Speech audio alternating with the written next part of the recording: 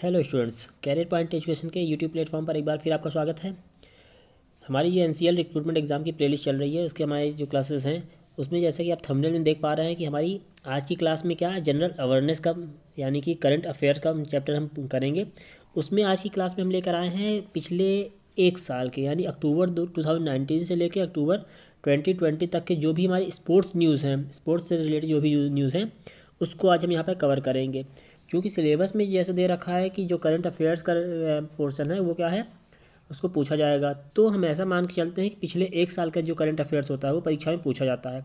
तो हर section wise जैसे कि स्पोर्ट्स न्यूज़, इसी प्रकार से जो इंटरनेशनल न्यूज़ होगी, नेशनल न्यूज़ होगी, ठीक ना, इकोनॉमिक न्यूज़ होगी, इस प्रकार से हम उसकी क्लासेस करेंगे। तो आज की क्लास में हम स्पोर्ट्स न्यूज़ लेकर आए हैं पिछले एक साल का। ये हमारी परीक्षा में जो हमारी ये HEMM ऑपरेटर, डंपर ऑपरेटर या फिर ड्रैग लाइन ऑपरेटर होने में उसमें बहुत ही ज़्यादा इंपॉर्टेंट रोल प्ले करेंगे। तो चलिए देखते हैं हमारे पिछले एक साल के स्पोर्ट्स में क्या क्या मेन न्यूज़ आई हैं। तो चलिए आगे बढ़ते हैं। इसके पहले अगर आपने चैनल सब्सक्राइब नहीं किया तो चैनल सब्सक्राइब कीजिए, वीडियोस को लाइक कीजिए, बेल आइकन प्रेस कीजिए ताकि आगे आने वाले वीडियोस की अपडेट आपको मिलती रहे। ओके, तो चलिए देखते हैं। खेल मंत्रालय ने इम्फाल में राष्ट्रीय खेल विश्वविद्यालय के विकास के लिए NBCC के साथ MOU पर हस्ताक्षर किए। तो खेल मंत्रालय ने इम्फाल में राष्ट्रीय खेल विश्वविद्यालय का विकास कर रहा है। तो सरकारी फर्म NBCC ने हाल ही में खेल मंत्रालय के साथ MOU पर हस्ताक्षर किए। इस समझौते के तहत NBCC राष्ट्रीय खेल विश्वविद्यालय के लिए प्रोजेक्ट मैनेजमेंट कंसल्टेंसी को उपलब्ध कराएगी। इस परियोजना की कुल लागत 400 करोड़ रुपए है। तो सबसे पहली चीज़ की इम्फाल में राष्ट्रीय खेल विश्वविद्यालय को डेवलप किया जा रहा है। कौन करेगा? एक गवर्नमेंट की फर्म है NBCC, वो करेगी। क्लियर। इसमें परियोजना जो हमारा प्रोजेक्ट है उसमें कितने का खर्चा आना है? वो 400 करोड़ रुपए का खर्चा आना है। तो अब ये चीज़ हमारे जो इम्पोर्टेंट फैक्ट्स हैं वो हमने बता दिया यहाँ पे। इसके साथ ही NBCC है क्या, ये देख लेते हैं। तो यह केंद्र सरकार के स्वामित्व वाली नवरत्न कंपनी है। यह भारत और अन्य देशों में कार्य करती है। इसकी स्थापना 1960 में हुई थी। इसका मुख्यालय नई दिल्ली में है। तो यहाँ पे कई सारी चीज़ें निकल के आई कि ये एक नवरत्न कंपनी है। इसकी स्थापना 1960 में हुई थी और इसका मुख्यालय कहाँ पर है? नई दिल्ली में है। क्लियर। तो राष्ट्रीय खेल मंत्रालय ने इम्फाल में राष्ट्रीय खेल विश्वविद्यालय को डेवलप करने के लिए MOU पर हस्ताक्षर किए हैं। क्लियर। चलिए देखते हैं नेक्स्ट। भारत ने विश्व कुश्ती चैंपियनशिप में 5 पदक जीते। तो अभी कुछ दिन हाल में ही भारत ने कजाकिस्तान के नूर सुल्तान में आयोजित विश्व कुश्ती प्रतियोगिता में कुल 5 पदक जीते, जिसमें से 1 रजत पदक और 4 कांस्य पदक शामिल हैं। तो अभी कुश्ती चैंपियनशिप कहाँ पर हुई थी? कजाकिस्तान के नूर सुल्तान में हुई थी। भारत ने कुल 5 पदक जीते हैं, जिसमें से 1 रजत पदक यानी कि सिल्वर और 4 ब्रॉन्ज यानी कि कांस्य पदक शामिल है। अब इससे मेन फैक्ट देख लेते हैं। भारत ने विश्व कुश्ती चैंपियनशिप में अपना सर्वश्रेष्ठ प्रदर्शन करते हुए कुल 5 पदक जीते। इसके पहले 2013 में भारत ने 3 पदक जीते थे। उस प्रतियोगिता में आमिर दहिया रजत और बजरंग पूनिया कांस्य तथा संदीप तुलसी यादव ग्रीको रोमन में कांस्य ने पदक जीते थे। इस वर्ष भारत की ओर से दीपक पुनिया ने रजत पदक जीता है। इनके अलावा बजरंग पुनिया, रवि दहिया, विनेश फोगट, राहुल आवरे ने कांस्य पदक जीते हैं। साथ ही दीपक पुनिया, बजरंग पुनिया, विनेश फोगट और रवि कुमार दहिया ने 2020 के टोक्यो ओलंपिक के लिए भी क्वालिफाई किया है। तो इसके जो मेन फैक्ट्स हैं वो ये है कि कुश्ती चैंपियनशिप कहाँ हुई थी? तो कजाकिस्तान में हुई थी। कुल 5 पदक जीते हैं, जिसमें से 1 सिल्वर और 4 ब्रॉन्ज मेडल हैं। क्लियर। कौन कौन से? तो जो रजत पदक जीते थे दीपक पुनिया हैं। इसके अलावा बजरंग पुनिया, रवि दहिया, विनेश फोगट और राहुल आवरे, इन्होंने क्या किया है? कांस्य पदक जीता है। क्लियर। नेक्स्ट है, मैरी कॉम ने विश्व महिला मुक्केबाजी चैंपियनशिप में कांस्य पदक जीता। क्लियर। तो मैरी कॉम है कौन है? ये भारत की मुक्केबाज है, ठीक ना। भारत की स्टार मुक्केबाज मैरी कॉम ने विश्व मुक्केबाजी चैंपियनशिप में कांस्य पदक जीता। मैरी कॉम सेमीफाइनल में तुर्की की मुक्केबाज से हार गई। गौरतलब कि इस पदक के साथ मैरी कॉम विश्व मुक्केबाजी चैंपियनशिप में सर्वाधिक पदक जीतने वाली मुक्केबाज बन गई हैं। 6 बार की विश्व चैंपियन भी है मैरी कॉम। मैरी कॉम ने 2012 में लंदन ओलंपिक में कांस्य पदक जीता था। इसके पश्चात 2018 राष्ट्रमंडल खेलों में स्वर्ण पदक अपने नाम किया था। 2014 के एशियाई खेलों में स्वर्ण पदक जीता था। 2010 के एशियाई खेलों में कांस्य पदक जीता था और 2016 को राष्ट्रपति ने राज्यसभा के लिए मनोनीत किया था। तो कुल मिला के जो हमारे इसे मेन फैक्ट्स हैं, तो 2016 में इन्होंने राज्यसभा के लिए मनोनीत किया गया था वो, और साथ ही ये क्या विश्व मुक्केबाजी चैंपियनशिप में कांस्य पदक जीता था। 6 बार की विश्व चैंपियन है मैरी कॉम। विराट कोहली बने टेस्ट क्रिकेट में सबसे ज़्यादा दोहरे शतक लगाने वाले बल्लेबाज। तो दक्षिण अफ्रीका के विरुद्ध विराट कोहली ने अपने करियर में 7वां दोहरा शतक लगाया है। कोहली टेस्ट मैच में सबसे ज़्यादा दोहरे शतक 7, टोटल दोहरे शतक कितने हैं? 7 है, लगाने वाले भारतीय बल्लेबाज बन गए हैं। इनके अलावा अगर हम बात करें कि पूरे विश्व में सर्वाधिक दोहरे शतक, तो वो उनमें किसका नाम आता है? ऑस्ट्रेलिया के डॉन ब्रैडमैन के नाम आता है, जो कि 12 दोहरे शतक लगाए। इनके बाद संकारा 11 और ब्रायन लारा ने 9 दोहरे शतक लगाए हैं। विराट कोहली एकमात्र ऐसे बल्लेबाज हैं या फिर ऐसे खिलाड़ी हैं जिनके नाम बतौर कप्तान 40 अंतर्राष्ट्रीय शतक भी है। तो टेस्ट क्रिकेट में सबसे ज़्यादा दोहरे शतक लगाने वाले भारतीय बल्लेबाज कौन है? विराट कोहली है। ठीक है, कितने शतक लगाए हैं? कितने दोहरे शतक? 7 दोहरे शतक। और सबसे ज़्यादा दोहरे शतक किसके नाम पे हैं? डॉन ब्रैडमैन के नाम पे, जो कि ऑस्ट्रेलिया के बल्लेबाज हैं। उन्होंने टोटल 12 दोहरे शतक लगाए हैं। क्लियर। चलिए आगे देखते हैं। यशस्वी जायसवाल बने दोहरा शतक लगाने वाले सबसे युवा बल्लेबाज। मुंबई के यशस्वी जायसवाल लिस्ट ए क्रिकेट में दोहरा शतक लगाने वाले सबसे युवा बल्लेबाज बन गए हैं। 17 वर्षीय यशस्वी जायसवाल ने 154 गेंदों में 203 रन की बेहतरीन पारी खेली। इस पारी में उन्होंने 12 छक्के और 17 चौके लगाए। यशस्वी जायसवाल ने यह पारी विजय हजारे ट्रॉफी में झारखंड के विरुद्ध खेली। तो पहली चीज़ तो यशस्वी जायसवाल संबंध किस खेल से है? क्रिकेट से है। ठीक, सबसे कम उम्र में दोहरा शतक लगाने वाले बल्लेबाज बने हैं। और किस ट्रॉफी में लगाए हैं? वो विजय हजारे ट्रॉफी में लगाए हैं। अब बात करते हैं इसके इंपॉर्टेंट फैक्ट्स की। तो विजय हजारे ट्रॉफी के बारे में। तो विजय हजारे ट्रॉफी क्या है? एक भारतीय घरेलू एक दिवसीय क्रिकेट प्रतियोगिता है। इसकी शुरुआत 2002-03 में की गई थी और इसमें प्रतियोगिता में रणजी ट्रॉफी की टीमें हिस्सा लेती हैं। जो रणजी ट्रॉफी खेलती हैं जो टीमें, वही टीमें इसमें हिस्सा लेती हैं। इस प्रतियोगिता का नाम महान भारतीय क्रिकेटर विजय हजारे पर रखा गया। तमिलनाडु विजय हजारे ट्रॉफी में सबसे सफल टीम है। तमिलनाडु की टीम इस ट्रॉफी को 5 बार जीत चुकी है। क्लियर। तो क्वेश्चन क्या बनता है सर? तो यशस्वी जायसवाल का संबंध किससे है? क्रिकेट से है। सबसे कम उम्र में दोहरा शतक लगाने वाले बल्लेबाज कौन है?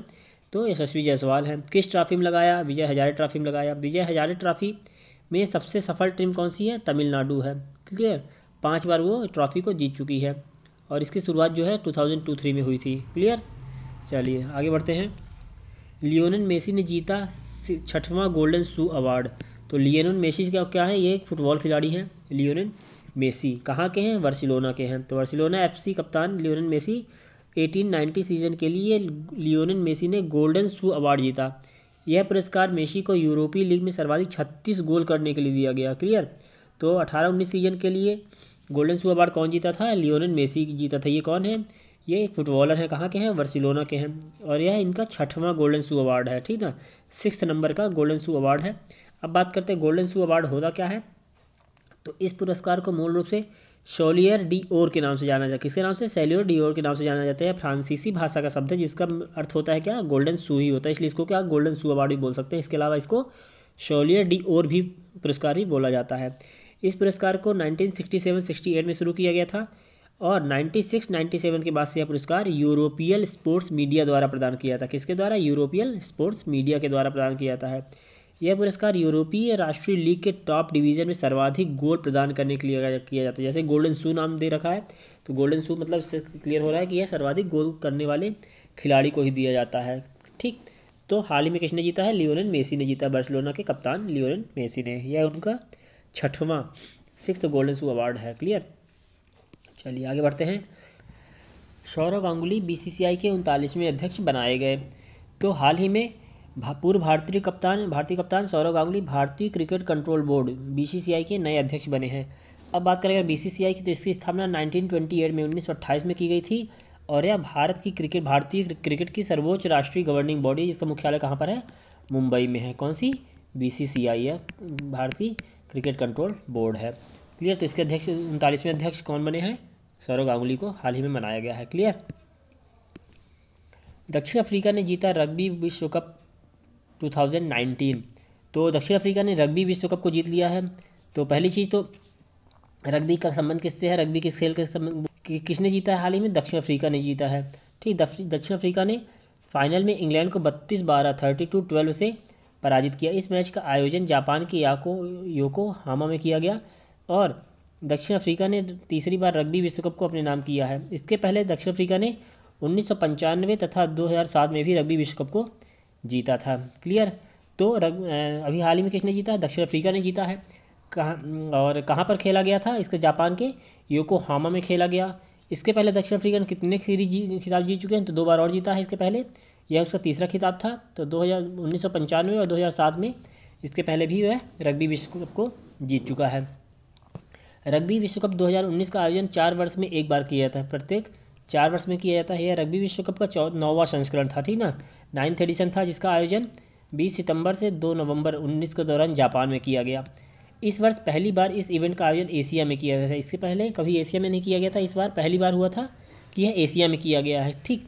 और कुल 20 देशों ने हिस्सा लिया था। दक्षिण अफ्रीका ने इस विश्व कप खिताब को अपने नाम किया, जबकि इंग्लैंड इस विश्व कप में रनर अप रहा।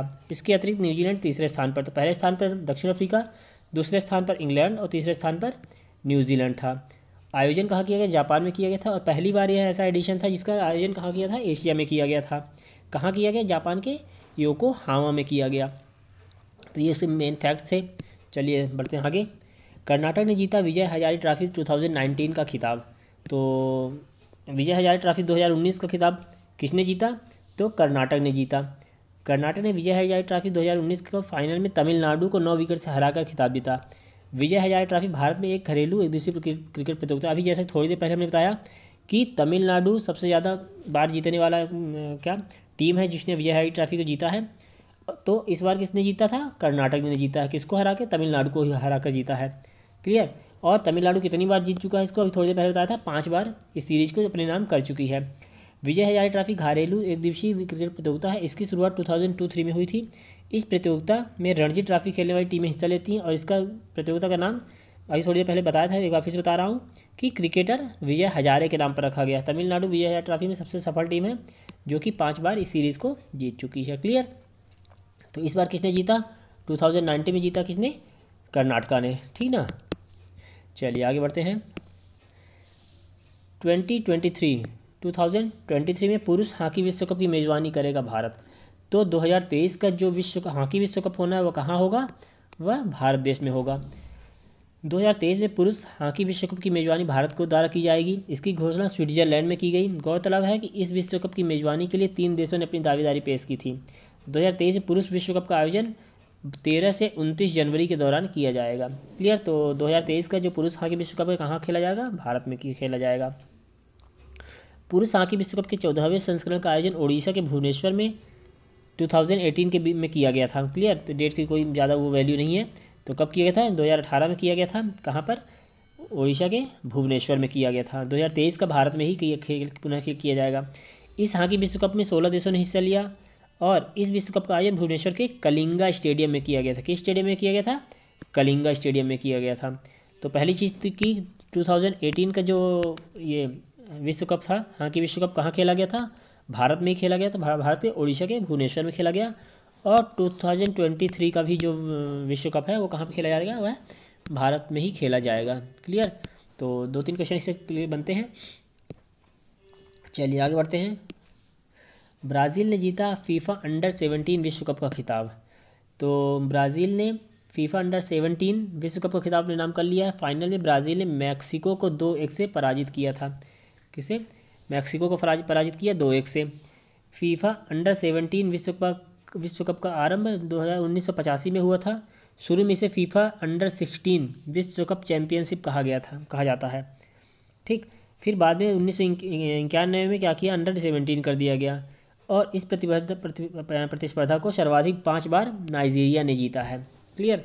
तो फीफा अंडर 17 का जो विश्व कप खिताब है वो किसने जीता है, वह ब्राज़ील ने जीता है। और सर्वाधिक बार किसने जीता है, नाइजीरिया ने जीता है, क्लियर। चलिए आगे देखते हैं। श्रीलंका बना मैच फिक्सिंग को अपराध घोषित करने वाला पहला एशियाई देश। अगर क्रिकेट में या फिर बोले तो मैच किसी भी खेल में मैच फिक्सिंग की जाती है तो उसको अपराध घोषित करने वाला पहला एशियाई देश कौन सा है, श्रीलंका है। श्रीलंका मैच फिक्सिंग को अपराध घोषित करने वाला पहला दक्षिण एशियाई देश बन गया है। हाल ही में श्रीलंका की संसद ने खेल से जुड़े हुए अपराध नामक बिल पारित किया। इस बिल को तैयार करने में श्रीलंका के खेल मंत्रालय ने अंतर्राष्ट्रीय क्रिकेट परिषद की भ्रष्टाचार रोधी इकाई के साथ मिलकर कार्य किया। नए कानून के मुताबिक यदि कोई खिलाड़ी खेल में भ्रष्टाचार करते हुए पाया जाता है तो उसे 10 वर्ष तक की जेल या फिर जुर्माना दोनों साथ में हो सकता है, क्लियर। तो मैच फिक्सिंग को अपराध घोषित करने वाला पहला देश दक्षिण एशियाई देश कौन सा है, अपना पड़ोसी श्रीलंका है, क्लियर। नेपाल में किया गया 13वें दक्षिण एशियाई खेलों का उद्घाटन। तो 13वें दक्षिण एशियाई खेल कहाँ खेले गए? नेपाल में खेले गए, जिसका उद्घाटन किसने किया था? वहाँ की राष्ट्रपति विद्या देवी भंडारी। तो क्वेश्चन बनता है नेपाल के राष्ट्रपति कौन है? तो विद्या देवी भंडारी ने काठमांडू में किया। क्लियर। दक्षिण एशियाई खेल एक द्विवार्षिक खेल इवेंट है, मतलब हर दूसरे वर्ष में खेला जाता है। इसका आयोजन दक्षिण एशिया में किया जाता है। दक्षिण एशियाई नाम से क्लियर है कि दक्षिण एशिया में खेला जाएगा। इन खेलों का आयोजन 1983 से किया जा रहा है। वर्तमान में इस इवेंट में 8 सदस्य हैं: भारत, पाकिस्तान, श्रीलंका, नेपाल, भूटान, अफगानिस्तान, बांग्लादेश और मालदीव। मतलब कुल मिला के ये अपने भारत के पड़ोसी देश ही इसमें हिस्सा लेते हैं। इस इवेंट की गवर्निंग बॉडी दक्षिण एशियाई ओलंपिक परिषद है। अब बात करते हैं अगर दक्षिण एशियाई ओलंपिक परिषद की, तो इसका गठन 1983 में पाकिस्तान के इस्लामाबाद में किया गया था। इसकी अध्यक्षता दक्षिण एशियाई खेलों के मेजबान देश द्वारा की जाती है। तो इसकी अध्यक्षता किसके द्वारा की जाती है? दक्षिण एशियाई खेल के जो मेजबान देश होता है। इस हिसाब से इस बार की अध्यक्षता कौन कर रहा है? नेपाल स्वयं करेगा, क्योंकि उसकी मेजबानी नेपाल के पास में है। क्लियर। चलिए आगे बढ़ते हैं।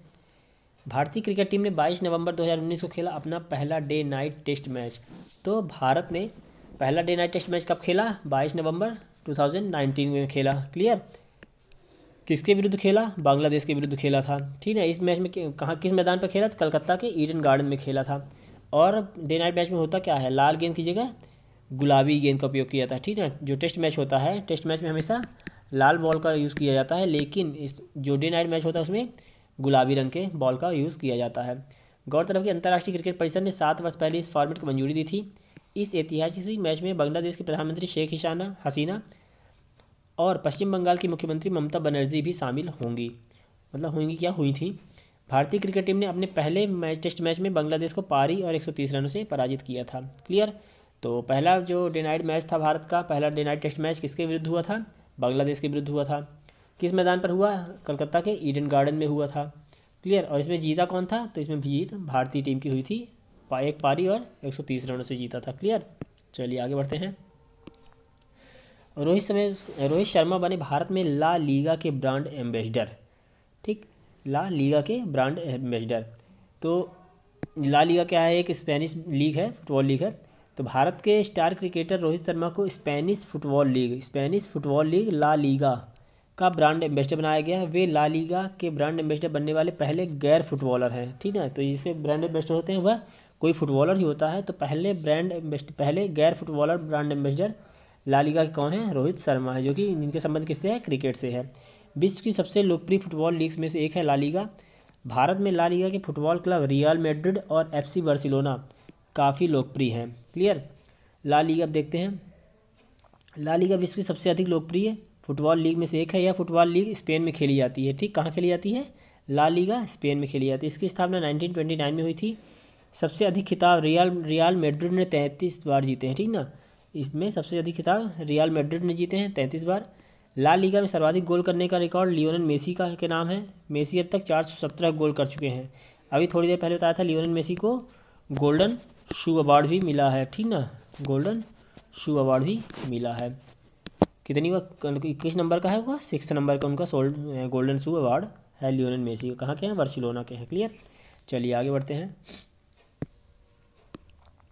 सुनील शेट्टी को राष्ट्रीय एंटी डोपिंग एजेंसी का ब्रांड एम्बेसडर नियुक्त किया गया है। तो अभिनेता सुनील शेट्टी को राष्ट्रीय एंटी डोपिंग एजेंसी का ब्रांड एम्बेसडर नियुक्त किया गया है। राष्ट्रीय एंटी डोपिंग एजेंसी देश में डोपिंग नियंत्रण कार्यक्रम की मॉनिटरिंग करता है। ठीक है। डोपिंग नियंत्रण कार्यक्रम की मॉनिटरिंग कौन करता है? एंटी डोपिंग एजेंसी करती है।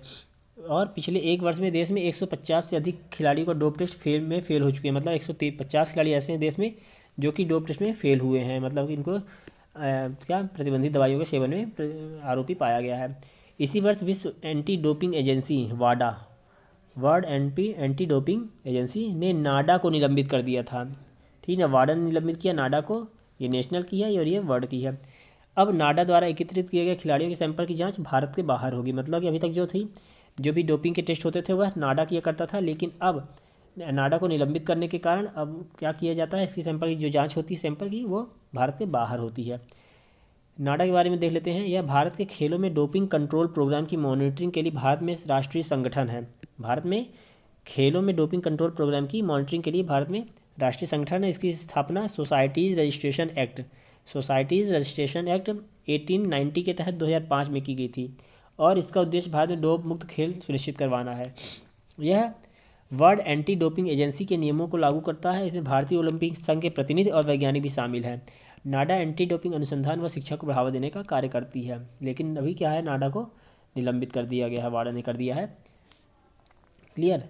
तो इसका जो ब्रांड एम्बेसडर है राष्ट्रीय एंटी डोपिंग एजेंसी का, किसको नियुक्त किया गया है? सुनील शेट्टी को नियुक्त किया गया है नाडा का ब्रांड एम्बेसडर। क्लियर। चलिए आगे देखते हैं। 17 वर्षीय सौरभ चौधरी ने 63वीं राष्ट्रीय निशानेबाजी चैंपियनशिप स्वर्ण पदक जीता। तो इसमें मेन जो था कि सौरभ चौधरी का संबंध किससे है? सौरभ चौधरी का संबंध किससे है? निशानेबाजी से है। क्लियर। तो 17 वर्षीय सौरभ चौधरी ने 63वीं राष्ट्रीय निशानेबाजी चैंपियनशिप में पुरुष वर्ग में 10 मीटर एयर पिस्टल इवेंट में स्वर्ण पदक जीता। ठीक ना, 17 वर्षीय सौरभ चौधरी ने क्या किया? अभी स्वर्ण पदक जीता है 10 मीटर एयर पिस्टल इवेंट में, जिसका आयोजन कहाँ किया गया था? आयोजन भोपाल में किया गया था। इसके पहले सौरभ ने यूथ ओलंपिक और एशियाई खेलों में स्वर्ण पदक भी अपने नाम किए थे। तो इसमें मेन क्वेश्चन क्या है? यही सौरभ चौधरी का संबंध किस खेल से है? निशानेबाजी से है। क्लियर। चलिए आगे देखते हैं। आईसीसी अवार्ड 2019 की घोषणा की गई। हाल ही में आईसीसी अवार्ड 2019 की घोषणा की गई। इस सूची में भारत में कई खिलाड़ियों ने पुरस्कार जीते। इसके अलावा आईसीसी की ओडीआई और test team of the year में भी कई खिलाड़ी अपना स्थान बनाने में कामयाब रहे, भारतीय खिलाड़ी। अब देखते हैं विजेताओं की सूची। तो जिसके मेन जो अवार्ड थे वो किसको मिले हैं? तो cricketer of the year, ICC award 2019 में क्रिकेटर ऑफ द ईयर कौन बना? बेन स्टोक्स, जो कि इंग्लैंड के खिलाड़ी हैं। अगर बात करें test cricketer of the year की, तो test cricketer of the year कौन बना है? पैट कमिंस बने हैं, ऑस्ट्रेलिया के हैं। पैट कमिंस बॉलर हैं वहाँ के। ODI cricketer of the year Rohit Sharma, Bharat के ओपनर बल्लेबाज। ICC spirit of cricket award board award, ICC spirit of cricket award के लिए विराट कोहली को चुना गया है, जो कि भारतीय टीम के कप्तान हैं। Emerging player of the year Marnus Labuschagne, ये कहाँ के? ऑस्ट्रेलिया के खिलाड़ी हैं। Associate cricketer of the year Kyle Coetzer और umpire of the year Richard Illingworth को चुना गया है। तो इसमें मेन जो है वह है cricketer of the year Ben Stokes, test cricketer of the year Pat Cummins, ODI cricketer of the year Rohit Sharma और ICC spirit of cricket award Virat Kohli. इनको आप ध्यान रखिएगा, ये ज़्यादा पूछे जा सकते हैं। ठीक, आईसीसी अवार्ड में किनको अवार्ड दिया गया है। चलिए देखते हैं आगे। जसप्रीत बुमराह को पॉली उमरीगर अवार्ड से सम्मानित किया गया है। क्लियर।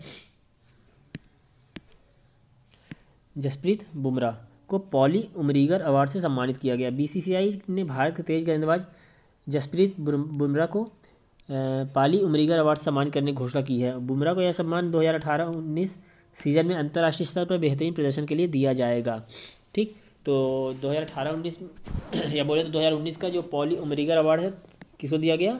वो दिया गया भारत के तेज गेंदबाज जसप्रीत बुमराह को दिया गया। क्लियर। इसके तहत विजेता को क्या? एक ट्रॉफी और 15 लाख रुपए दिए जाते हैं। ठीक है, तो इसमें ये याद रखिएगा कि कितनी राशि दी जाती है पॉली उमरीगर अवार्ड में? 15 लाख रुपए दिए जाते हैं। क्लियर। चलिए देखते हैं आगे। खेलो इंडिया यूथ गेम्स के तीसरे संस्करण का समापन हुआ। तो 2020 का जो खेलो इंडिया यूथ गेम्स था वह कहाँ खेला गया? वह गुवाहाटी में खेला गया। ठीक ना, कहाँ खेला गया? गुवाहाटी में खेला गया।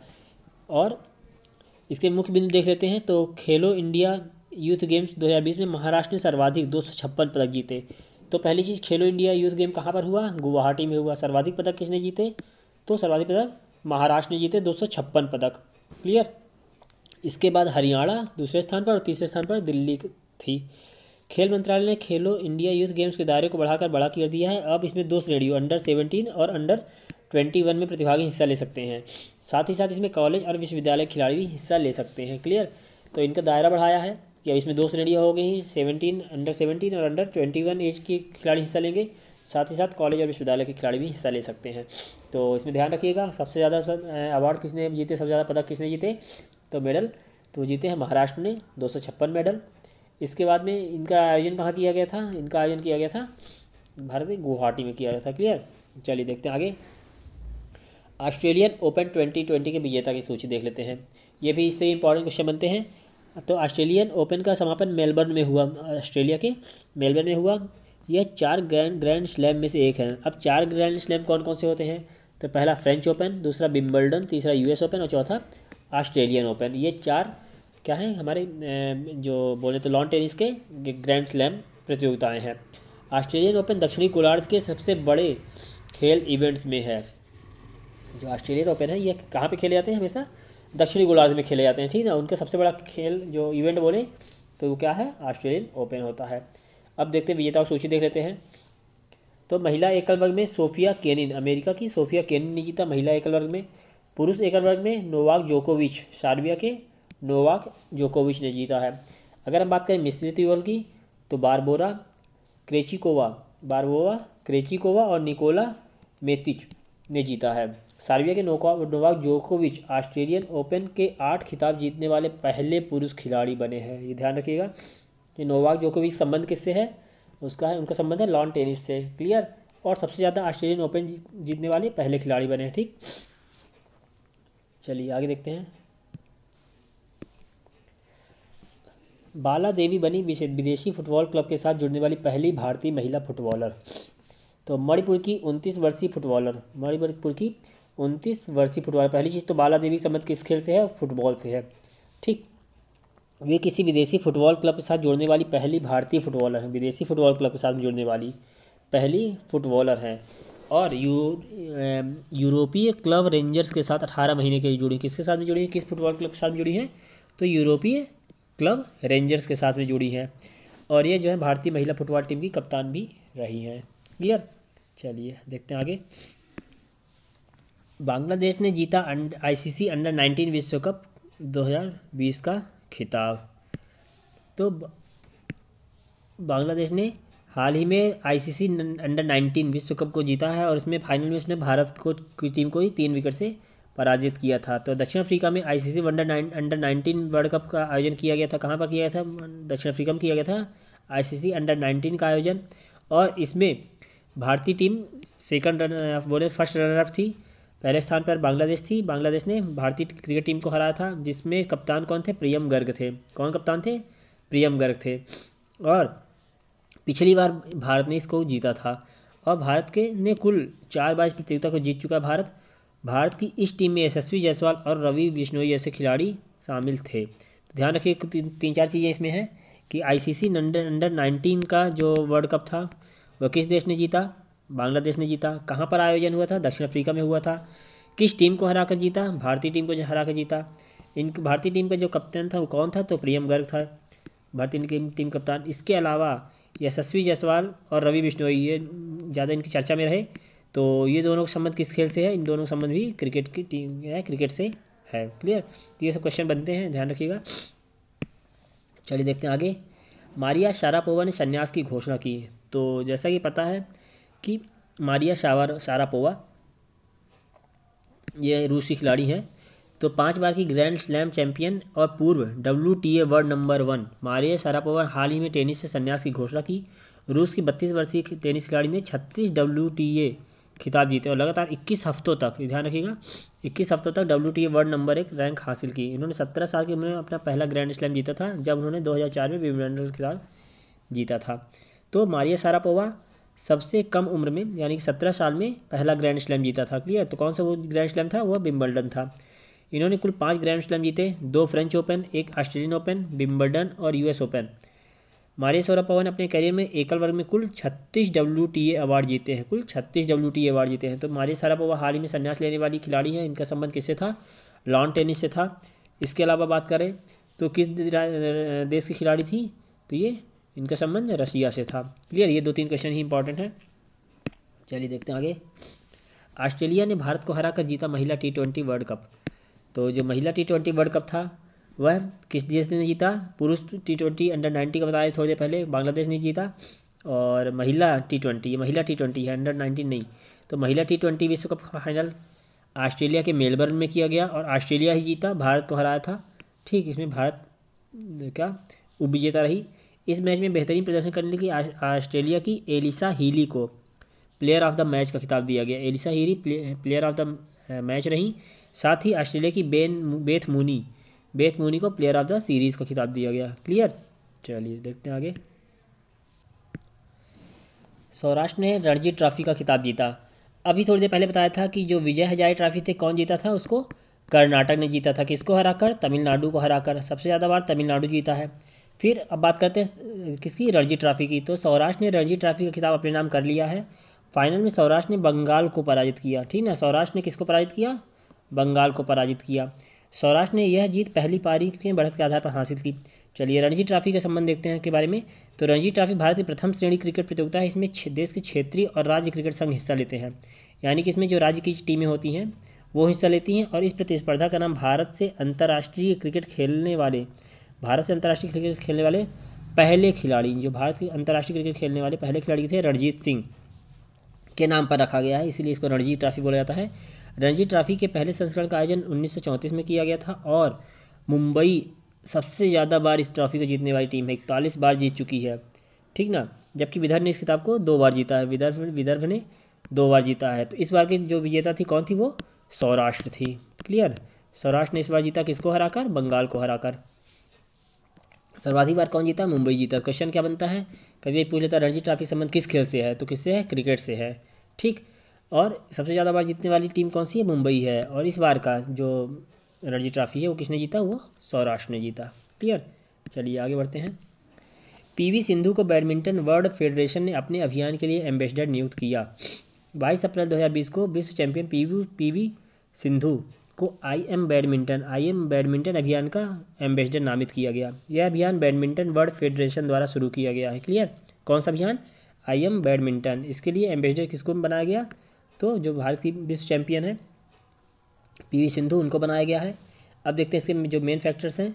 यह अभियान बैडमिंटन खिलाड़ियों को ईमानदार स्वच्छ खेलने की वकालत करने के लिए मंच प्रदान करता है। यह खिलाड़ियों को खेल के प्रति अपना प्यार और सम्मान व्यक्त करने में मदद करता है। इसमें पीवी सिंधु के अलावा अन्य एम्बेसडर भी हैं। तो पीवी सिंधु को बनाया गया, साथ साथ और भी एम्बेसडर हैं, लेकिन भारत से किसको बनाया गया है? आईएम बैडमिंटन अभियान का एम्बेसडर विश्व चैंपियन पीवी सिंधु को, ठीक। चलिए देखते हैं आगे। कतर में 2022 फीफा विश्व कप का आयोजन किया जाएगा। तो 15 जुलाई 20 को फीफा ने घोषणा किया कि 2022 विश्व कप कतर में आयोजित किया जाएगा। फीफा ने मैचों की अनुसूची भी जारी की है। 2022 का फीफा विश्व कप अरब विश्व में आयोजित किया होने वाला पहला विश्व कप होगा, ठीक ना। अरब में आयोजित होने वाला पहला विश्व कप होगा। मुस्लिम बहुल देश में पहला भी होगा। मुस्लिम बहुल देश में आयोजित होने वाला यह पहला विश्व कप होगा। कहाँ? कौन सा? फीफा विश्व कप, जो कि अरब देश में होगा। कहाँ पर? कतर में होगा। विश्व कप 32 टीमों में शामिल होने वाला अंतिम टूर्नामेंट होगा, क्योंकि 2026 टूर्नामेंट में टीमों को बढ़ाकर 48 किया जाएगा। क्लियर? तो जो 2022 का वर्ल्ड कप होगा वह 36 टीमों को शामिल करने वाला अंतिम टूर्नामेंट होगा। इसके बाद 2026 से इसमें टीमों की संख्या बढ़ाकर कितना कर दिया जाएगा? 48 किया जाएगा। तो 2022 का जो फीफा वर्ल्ड कप है वो कहाँ पर होगा? वो कतर में होगा। क्लियर? यह पहला अरब देश है जो इस प्रकार की किसी विश्व कप को आयोजित करेगा। क्लियर? चलिए आगे बढ़ते हैं। राफेल नडाल ने फ्रेंच ओपन 2020 जीता। 11 अक्टूबर 2020 को राफेल नडाल ने नोवाक जोकोविच को हराकर फ्रेंच ओपन 2020 का खिताब जीता। यह नडाल का 20वां ग्रैंड स्लैम और 13वां फ्रेंच ओपन खिताब है।